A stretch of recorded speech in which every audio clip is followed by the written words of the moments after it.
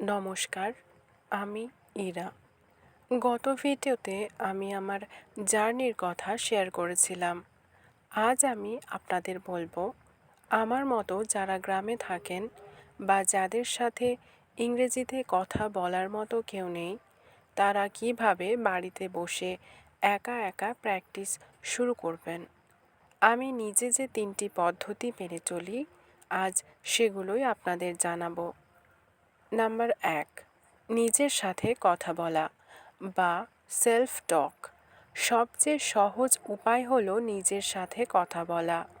আমি যখন রান্না করি বা ঘর গোছাই, তখন মনে মনে বা হালকা আওয়াজ করে ইংরেজিতে বলার চেষ্টা করি, যেমন now I am making tea বা I have to clean my room today.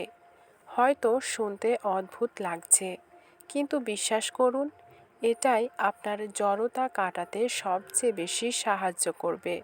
ভুল হোক তাও বলুন, don't worry about mistakes, just start speaking.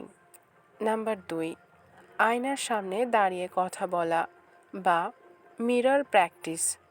আমি প্রতিদিন অন্তত 5 থেকে 10 মিনিট আয়নার সামনে দাঁড়াই।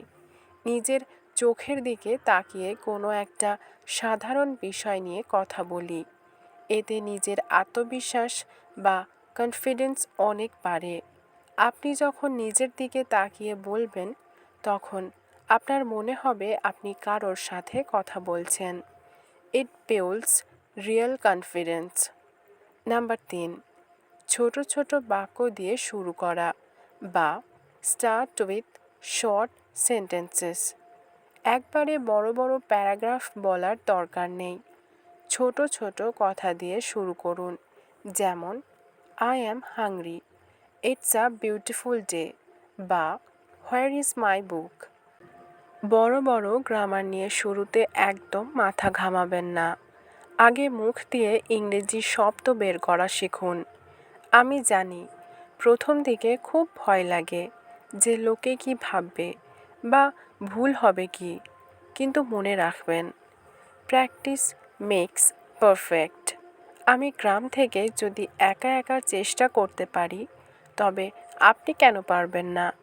আপনারা আজ থেকেই এই 3টি উপায়ের মধ্যে যে কোনো একটি শুরু করুন এবং আমাকে কমেন্টে জানান কোনটি আপনার কাছে সবচেয়ে সহজ মনে হচ্ছে। ভিডিওটি ভালো লাগলে লাইক দেবেন এবং পরের ভিডিওটির জন্য চ্যানেলটি সাবস্ক্রাইব করে রাখুন। দেখা হচ্ছে পরের ভিডিওতে। Keep practising and keep learning. ধন্যবাদ।